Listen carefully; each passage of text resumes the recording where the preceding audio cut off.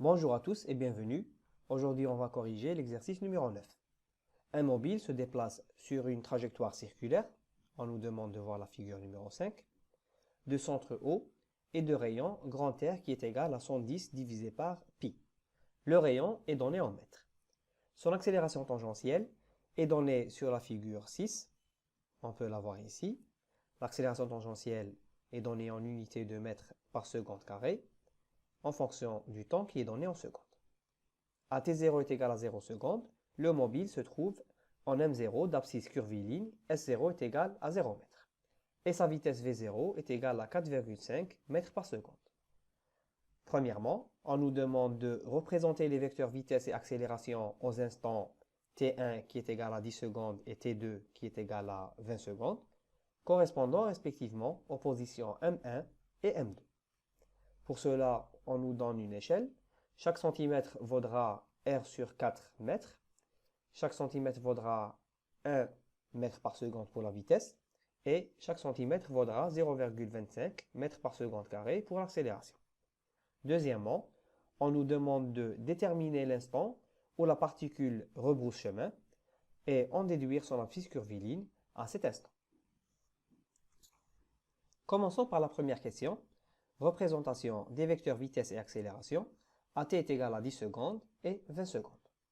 Avant d'aller plus loin, on va rappeler quelque chose, c'est que l'accélération tangentielle, c'est quoi? C'est la variation de la vitesse par rapport à la variation du temps. Donc c'est delta v sur delta t. Aussi, l'aire sous la courbe de l'accélération va représenter la variation de la vitesse. Donc pour la suite, on va utiliser ces notions-là. Donc pour t qui est égal à 10 secondes, qu'est-ce que je vais faire pour déterminer le vecteur vitesse d'abord? Alors je sais que, comme je l'ai dit, alors la variation de la vitesse entre 0 et 10 secondes est égale à quoi? C'est égal à l'aire sous la courbe de l'accélération. Donc cet aire-là, il doit être compris aussi entre 0 et 10 secondes. Donc je vais venir ici et je vais voir entre 0 et 10 secondes quelle est l'aire sous ma courbe. Donc je vais faire ça par exemple. Quelle est l'aire qui est compris sous cette courbe-là? Alors j'ai une ligne droite, ça me fait un triangle. Donc ça va être assez simple. La valeur qui est égale ici, c'est quoi? C'est 0,3 multiplié par 10 moins 0. Alors 10 moins 0, c'est pour déterminer cette longueur-là, divisé par 2. Donc c'est égal à 1,5 mètres par seconde. Donc je vais continuer. La dernière fois, on a vu pourquoi on passe à travers cette notion-là. Parce que la variation de la vitesse, c'est quoi? Donc la variation de la vitesse entre 0 et 10 secondes, c'est simplement la vitesse à 10 secondes moins la vitesse à 0 secondes. Donc je sais que cette quantité-là, elle est égale à 1,5 mètres. Ok, je continue. C'est quoi la vitesse à 10 secondes? C'est simplement la variation de la vitesse entre 0 et 10 secondes plus la vitesse à 0 secondes. Or, la variation de la vitesse entre 0 et 10 secondes, je sais qu'elle est égale à l'aire sous la courbe, que j'ai déjà calculée. Donc, je continue ici. La vitesse pour 10 secondes est égale, alors j'ai 1,5 mètres par seconde, plus la vitesse à t est égale à 0. Maintenant, je dois déterminer cette vitesse-là. Alors, dans l'énoncé, je sais que pour t est égal à 0, le mobile se trouve en m0, d'abscisse curviligne s0 est égal à 0, et sa vitesse v0 est égale à 4,5 mètres par seconde.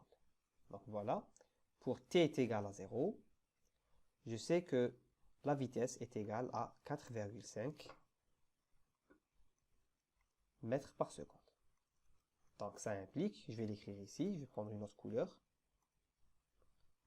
Donc la vitesse pour t est égale à 10 secondes est égale à 6 mètres par seconde. Maintenant, on passe à l'accélération pour t est égal à 10 secondes. Alors, qu'est-ce que je sais? Je sais que mon vecteur accélération, Je peux l'écrire sous plusieurs formes. Si je suis en coordonnées cartésiennes, je peux dire que c'est le vecteur AX plus le vecteur AY plus le vecteur AZ s'il y a une troisième dimension. Ou bien, si je suis en coordonnées curvilies, A, c'est quoi? C'est l'accélération tangentielle plus l'accélération normale, si je travaille avec le référentiel intrinsèque. Donc, mon accélération, là, je connais déjà la valeur de l'accélération tangentielle. Pour t est égal à 10 secondes, ici, je vois bien que pour t est égal à 10 secondes, l'accélération tangentielle est égale à 0. Donc, même son vecteur est égal à 0. Or, je peux l'écrire, pour t qui est égal à 10 secondes, on a, d'après le graphe,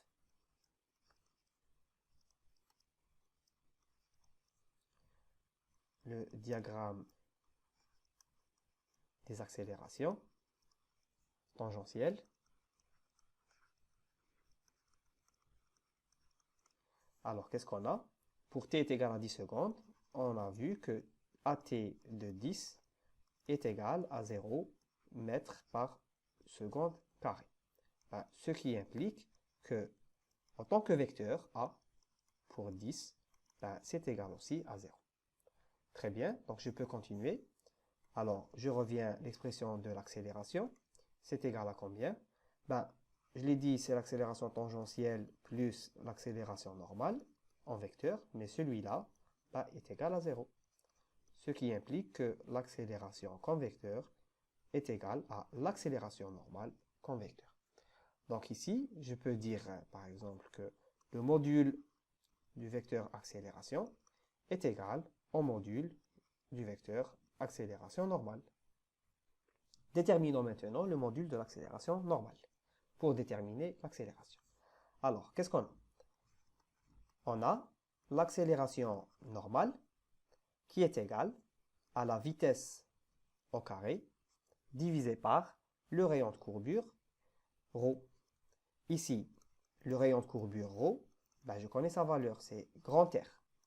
Et la valeur de grand R, on me l'a déjà donnée. Je sais que mon mobile se déplace sur une trajectoire circulaire de centre O et de rayon grand R qui est égal à 110 pi en mètres. Donc ici, je continue. R, c'est quoi? C'est 110 divisé par pi en mètres. Très bien, je vais juste appliquer. Donc, la vitesse pour t est égale à 10 secondes. Elle est égale à combien? Je l'ai déterminé. La vitesse pour t est égale à 10 secondes. Elle est égale à 6 mètres par seconde. Et R est égal à 110 divisé par pi. Donc, je vais juste remplacer. Je vais avoir ça. Donc, l'accélération normale, c'est quoi? Donc, c'est 6 mètres par seconde que je mets au carré, divisé par la valeur de R. Donc, c'est 110 divisé par pi. C'est quoi? Ça va faire 36 pi divisé par 110. Donc, avec le calcul numérique, je peux dire que la valeur de l'accélération normale pour t est égale à 10 secondes, c'est égal à 1,028 mètres par seconde au carré. Très bien. Je continue. Donc, qu'est-ce que j'ai dit? J'ai dit que le module de l'accélération pour t est égal à 10 secondes est égal au module de l'accélération normale pour t qui est égal à 10 secondes. Or, je connais la valeur du module de l'accélération. Ça implique que l'accélération, directement, ou bien son module, c'est la même chose, si j'écris comme ça,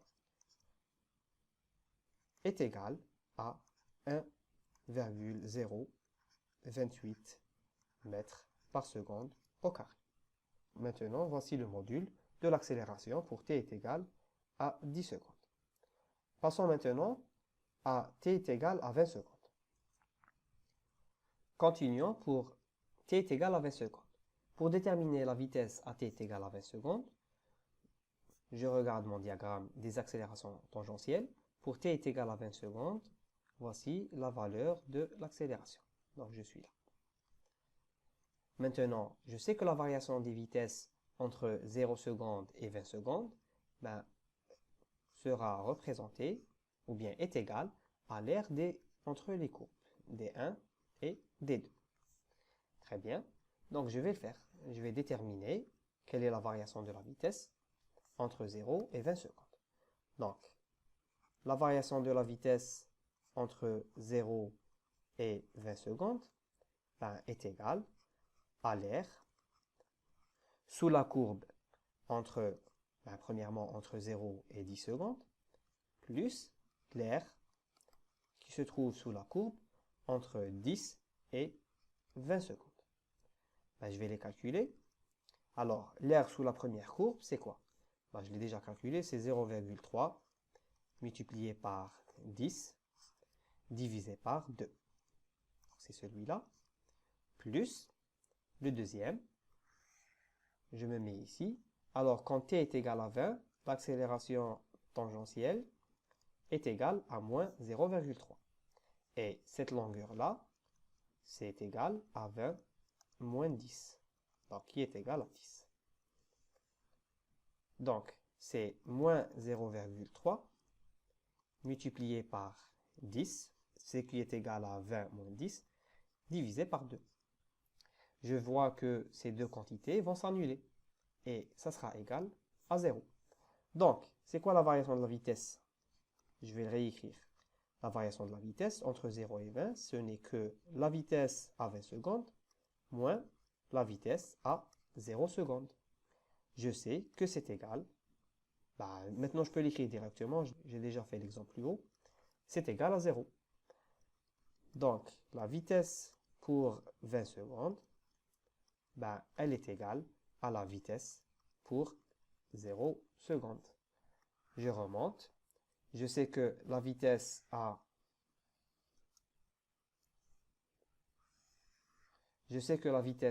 pour t est égale à 0 secondes est égale à 4,5 mètres. Donc ici, je continue.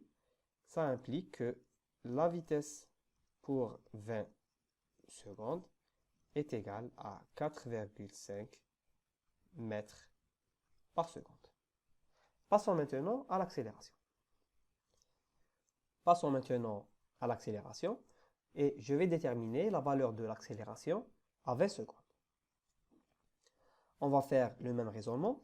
Je sais que le vecteur accélération est égal au vecteur accélération tangentielle plus le vecteur accélération normale. OK? Alors, qu'est-ce qu'on sait? Pour t est égal à 20 secondes, je connais la valeur de l'accélération tangentielle. On a, d'après le diagramme, l'accélération tangentielle, le voilà, l'accélération tangentielle qui est égale à 0,3 mètres par seconde carré lorsque t est égal à 20 secondes. Donc je viens ici et je l'écris. Donc on a AT qui est égal à moins 0,3. Ça, c'est sa valeur. Ça veut dire que si j'écris en termes de vecteur, ça sera égal en module à 0,3, mais dans le sens, ça sera dans le sens inverse par rapport au vecteur unitaire UT. Ok, on continue, on va déterminer la valeur de AN. Alors, quelle est la valeur de AN? Donc, AN, c'est quoi? C'est la vitesse au carré divisé par, toujours ρ le rayon de courbure, que je sais, il est égal maintenant à grand R. Ok, donc qu'est-ce que j'ai comme valeur? La vitesse au carré, c'est quelle vitesse? L'accélération, c'est l'accélération normale que je cherche pour 20 secondes. D'accord? Donc la vitesse au carré, c'est la vitesse au carré pour t est égal à 20 secondes. Divisé par, toujours le rayon de courbure R, pour 20 secondes, mais vu que R est constant, pas besoin de le préciser. Je continue. Donc c'est quoi? La vitesse pour t est égale à 20 secondes, je viens juste de la déterminer. Alors, la voilà. V pour 20 secondes est égal à 4,5 mètres par seconde. Donc je l'écris ici. J'ai 4,5 au carré divisé par la valeur de R qui est égale à 110 divisé par pi. Donc ça va me donner ça. ça va me donner 4,5 au carré fois pi divisé par la valeur de 110. Et j'obtiens comme valeur numérique 0,578 mètres par seconde au carré. Donc ça, c'est la valeur de l'accélération normale à 20 secondes. Alors, si j'écris que A est égal à AT plus AN, ben, ça implique que son module, donc le module A, est égal à combien? C'est la composante AT au carré plus la composante AN au carré sous la racine. Ben, tout ça, bien sûr, c'est pour quel que soit t, et précisément pour t est égal à 20, c'est ce qu'on est en train d'utiliser. Ben, je peux le préciser. Alors A, c'est quoi? C'est A pour 20 secondes, qui est égal, alors je vais mettre la racine comme puissance n², c'est l'accélération tangentielle pour 20 secondes, plus la composante de l'accélération normale, alors au carré, pour 20 secondes. Là aussi au carré, et sous la racine, donc je pose puissance n². Je fais ma valeur numérique, alors c'est quoi? Alors c'est la racine de combien la valeur de AT? Je sais qu'elle est égale à moins 0,3, donc au carré, plus cette valeur-là, qui est la valeur de l'accélération normale, qui est égale à 0,578 au carré. Donc c'est 0,578. Ben, tout ça à la puissance n². Ça implique que le module de l'accélération pour t est égal à 20 secondes, ben, est égal à, après calcul numérique, c'est 0,651 mètres par seconde au carré. Donc ça, par exemple, je peux dire simplement, c'est, voici sa valeur, c'est la valeur de l'accélération pour 20 secondes. Les deux écritures sont pareilles. Les deux écritures sont correctes. Passons maintenant à la partie représentation. Alors, qu'est-ce qu'on a? Ben, on commence pour t est égal à 10 secondes. Le mobile se trouve au point M1. Donc voici le point M1, il se trouve ici. Donc, quelle est la valeur de la vitesse pour t est égal à 10 secondes? Bon, pour t est égal à 10 secondes, la valeur de la vitesse, c'est 6 mètres par seconde. OK? Donc, qu'est-ce que j'ai? J'ai 6 mètres par seconde. J'ai l'échelle 1 cm qui est égale à 1 mètre par seconde. Ça veut dire que je vais avoir 6 cm sur mon échelle. Donc, voici la représentation pour le vecteur vitesse. Le vecteur vitesse doit être tangent au point M et il doit avoir 6 cm de longueur. Donc moi ici je fais à peu près seulement, mais vous sur un papier millimétré, vous devez mettre 6 cm en respectant votre échelle. Donc voilà, je peux faire une graduation par exemple. À peu près comme ça. Donc à peu près ici, il y a 6 graduations. 1, 2, 3, 4, 5, 6. Il y a 6 graduations. Et ça, c'est le vecteur vitesse pour t est égal à 10 secondes. Donc voici mon vecteur. Si je détermine le vecteur unitaire ut, alors voici mon vecteur unitaire ut, il est dans ce sens-là. Et il est égal à une unité. Voilà. Donc voici le vecteur unitaire ut pour guider le vecteur vitesse. Maintenant, si je cherche à déterminer le vecteur unitaire uθ, ben uθ c'est quoi? C'est un vecteur unitaire, donc son module est égal à 1, et il est dirigé suivant ut avec un angle de 90 degrés, donc c'est pi sur 2. Donc toujours suivant le sens trigonométrique, le sens mathématique, donc je dois avoir uθ, le vecteur unitaire, et ut, le vecteur unitaire, toujours perpendiculaire avec un angle de plus pi sur 2, dans le sens mathématique. Passons au vecteur accélération. Alors, qu'est-ce qu'on a?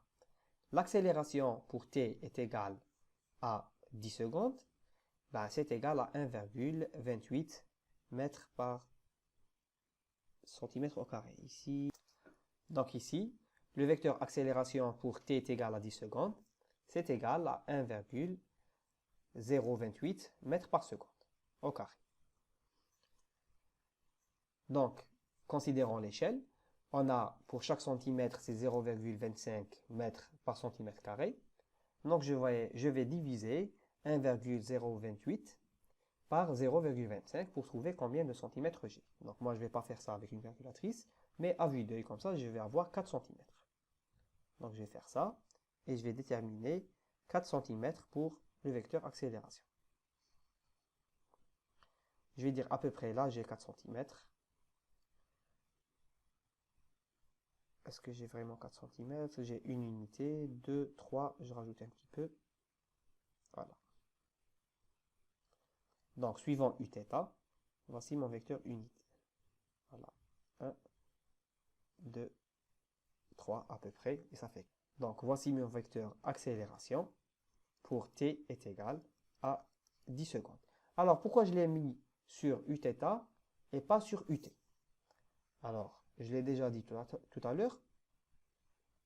Pour t est égal à 10 secondes, je vois que l'accélération tangentielle est égale à 0. Donc, le vecteur suivant le vecteur unitaire ut est égal à 0. Il ne me reste plus que le vecteur suivant l'accélération normale. Donc, l'accélération normale se trouve sur le vecteur unitaire uθ. Donc, voici mon vecteur à l'accélération pour t est égal à 10 secondes. Passons maintenant au vecteur vitesse placé à t est égal à 20 secondes sur la position M2. Alors, quelle est la valeur du vecteur vitesse? Alors, pour t est égal à 20 secondes, la vitesse à t est égal à 20 secondes est égale à 4,5 mètres par seconde. Très bien.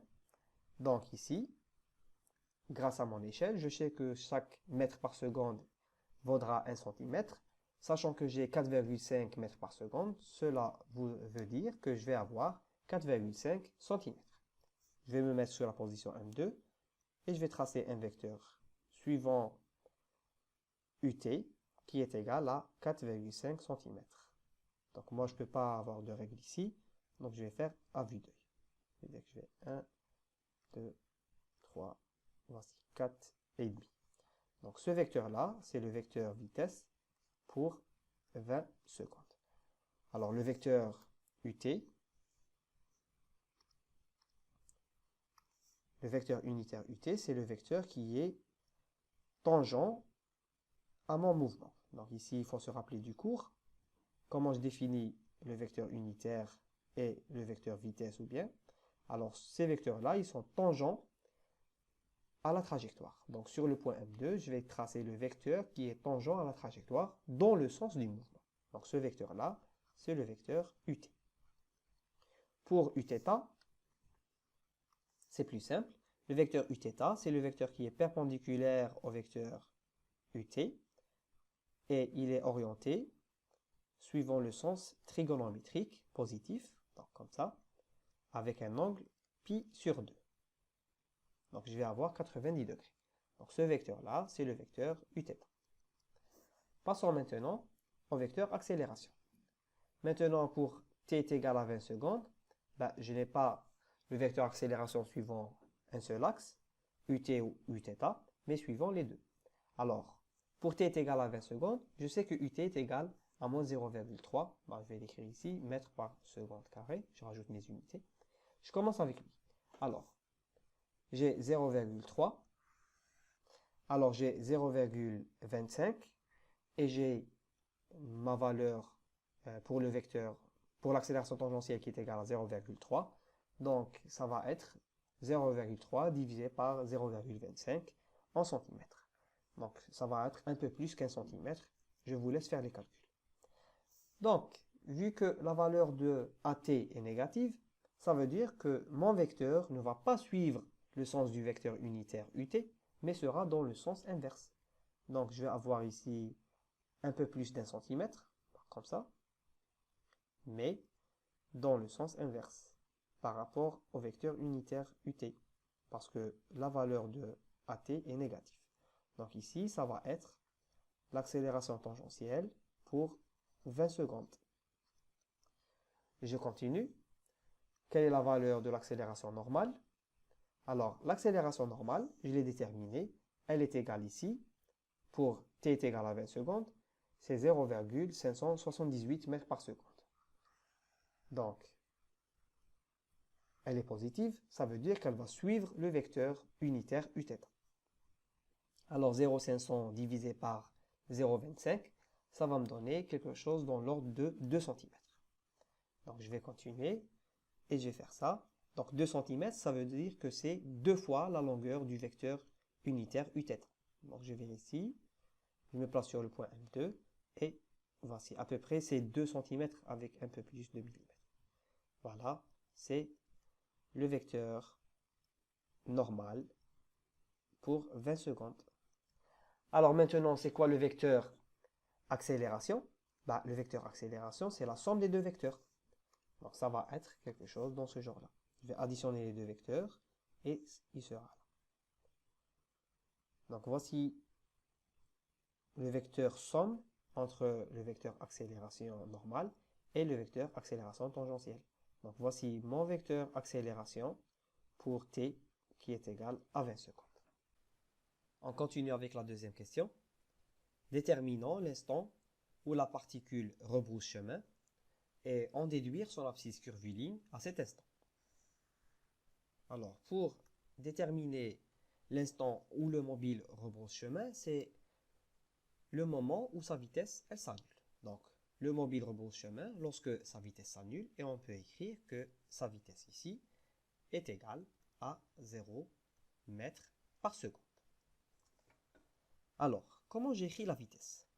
La vitesse en fonction du temps, si je veux l'écrire en fonction de l'accélération, c'est quoi? Ça sera l'intégrale de l'accélération tangentielle des 2t. Donc ça, c'est mon expression. Donc la vitesse, c'est quoi? C'est l'intégrale de l'accélération tangentielle des 2t. Alors, il faut déterminer l'expression de l'accélération pour pouvoir avoir l'expression de la vitesse. Alors, je remonte sur le diagramme. Et l'expression qui est associée, alors l'expression qui représente ce diagramme d'accélération tangentielle, c'est l'expression d'une droite. Ce diagramme-là, c'est une droite. Donc je peux écrire l'accélération tangentielle comme étant, en fonction de t, c'est quoi? Eh bien, c'est une pente, qu'on pourra appeler alpha, multipliée par le temps, plus une constante bêta. Donc, je dois déterminer alpha et bêta.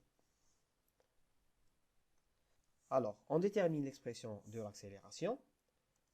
A, l'accélération, et une droite. Alors ça, c'est AT, l'accélération tangentielle, et une droite. Alors, on peut dire elle est représentée par... Alors, comment j'écris l'accélération tangentielle en fonction du temps? Comme je l'ai écrit tout à l'heure, c'est un alpha t plus un bêta.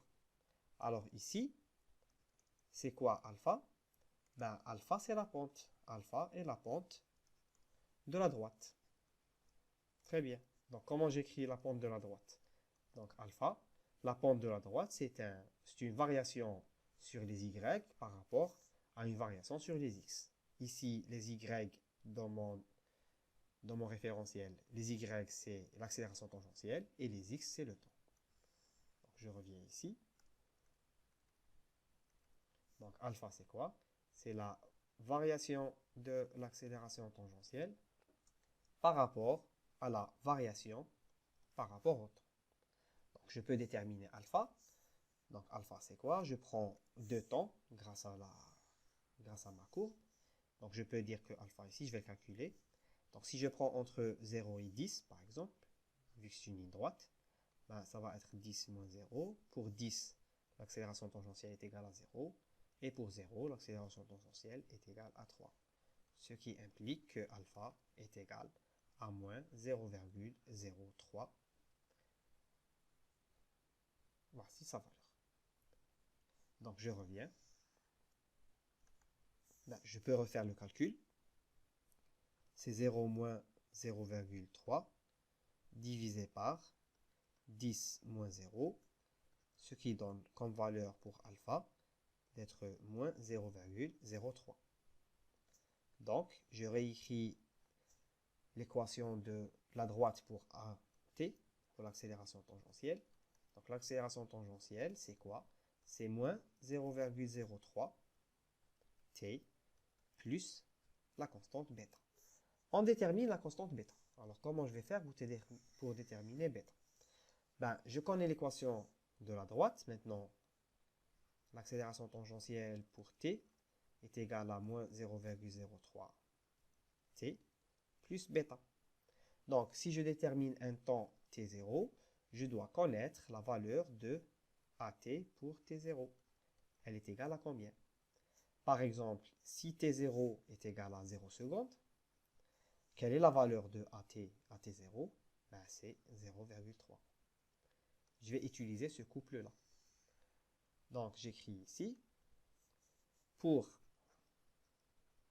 t qui est égal à 0 secondes, on a l'accélération tangentielle pour ce temps-là qui est égale à 0,3. Très bien. Donc, ça implique que 0,3 est égal à moins 0,03 multiplié par 0 plus bêta.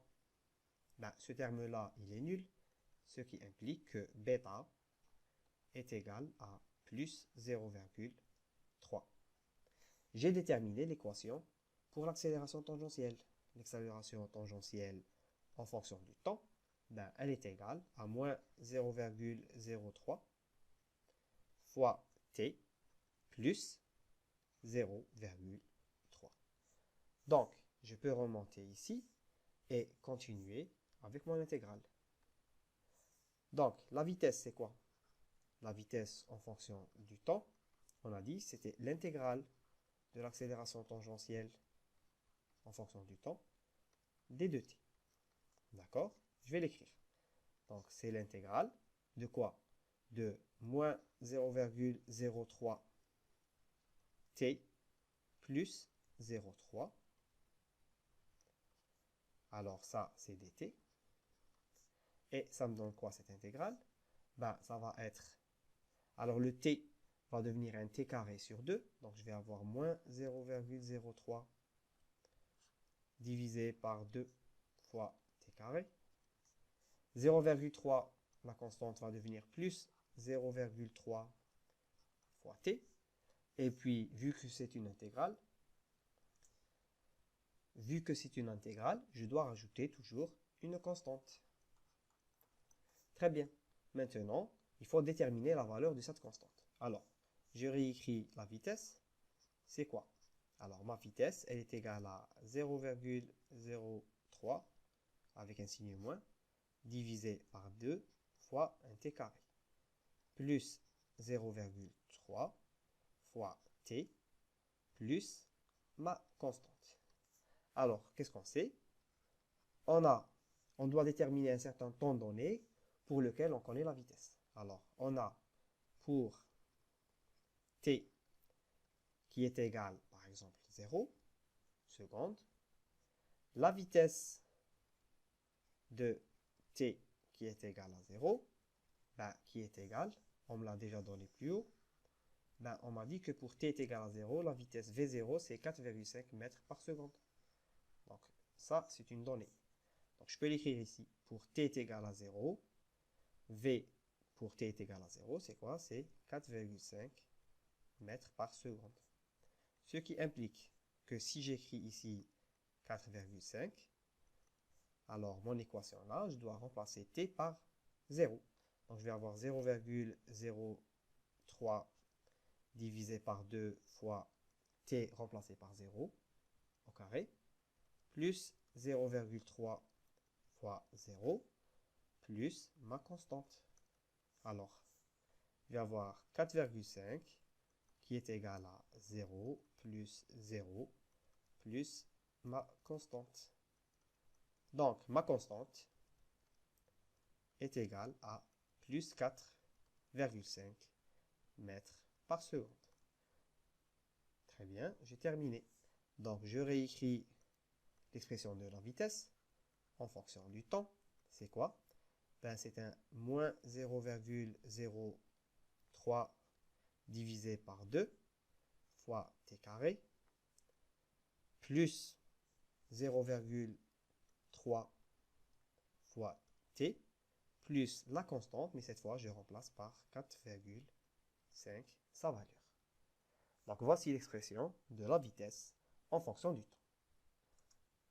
Alors, pour déterminer à quel moment v de t est égal à 0, il faut résoudre l'équation au second ordre. Alors, cette équation-là, au second ordre, pour la résoudre, je passe par un delta. Delta, c'est quoi? C'est b au carré moins 4ac. Alors, a, c'est cette constante-là. B, c'est 0,3 et C, c'est 4,5.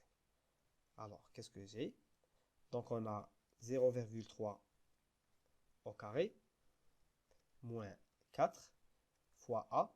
Donc, c'est moins 0,03 divisé par 2 fois C qui est égal à 4,5. Donc, delta est égal à 0,36. C'est une valeur qui est positive. Alors, on a deux solutions possibles. On a T1 qui est égal à moins B plus racine de delta divisé par 2A et T2 qui est égal à moins B moins 2 delta divisé par 2A. Alors, commençons par la première.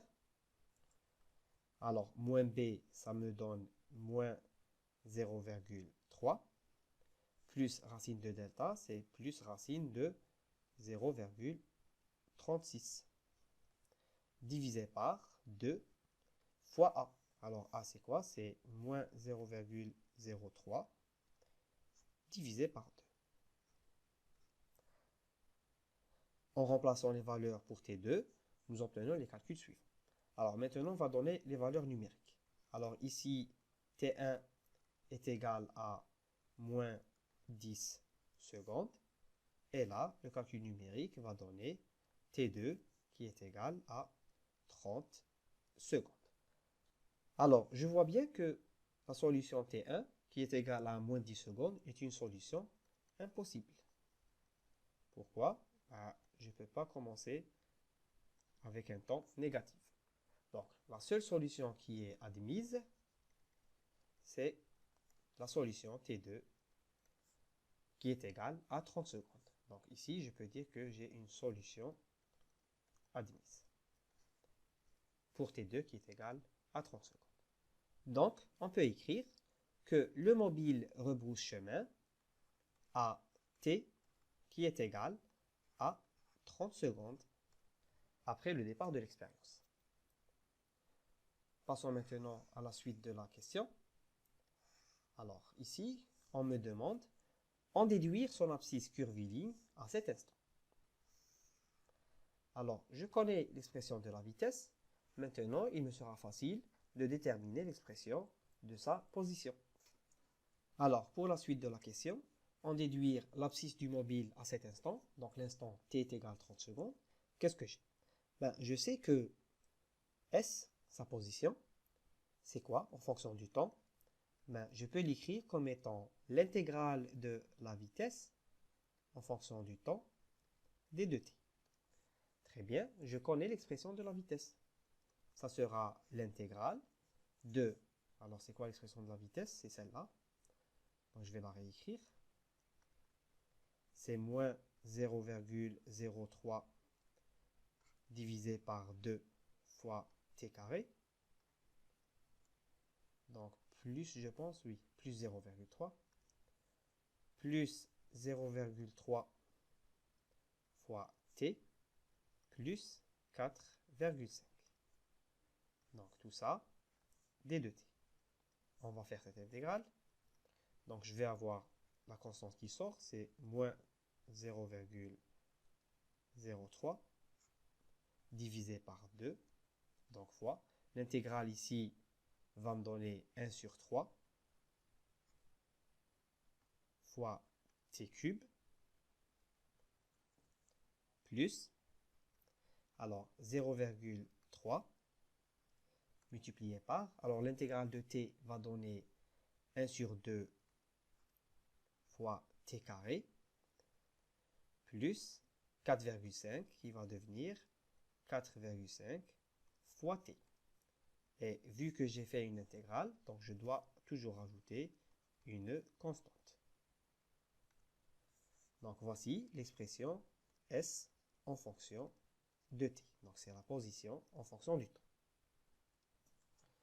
Pour déterminer la valeur de la constante, il me faut injecter un certain temps t dont je connais la valeur de l'abscisse. Alors je remonte ici.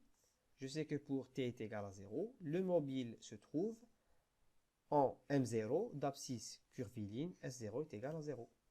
Ben, je vais remplacer t par 0. Donc, on sait, ou bien on a, bon, on sait que pour t qui est égal à 0 secondes, on a quoi? On a S de 0 qui est égal à 0. Très bien, donc je vais remplacer ici. Qu'est-ce que je vais avoir? Je vais avoir 0 qui est égal, alors c'est moins 0,03 divisé par 6 fois t cube, et je remplace t par 0. Donc fois 0 au cube, plus, ici je vais avoir 0,3 divisé par 2 fois t carré, donc je remplace t par 0, plus 4,5 fois 0, je remplace t par 0, plus ma constante.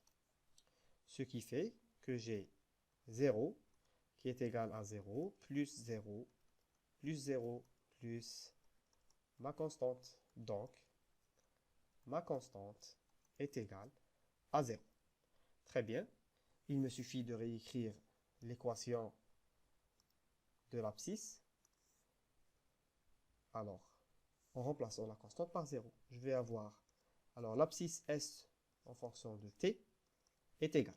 Alors c'est moins 0,03 que je divise par 6 fois t cube, plus 0,3 divisé par 2 fois t carré, plus 4,5 fois t, plus 0, ma constante.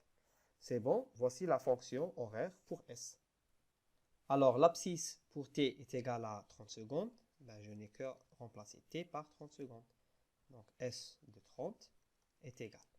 Alors, c'est moins 0,03 divisé par 6 fois 30 au cube, plus 0,3 divisé par 2 fois 30 au carré, plus 4,5 fois 30.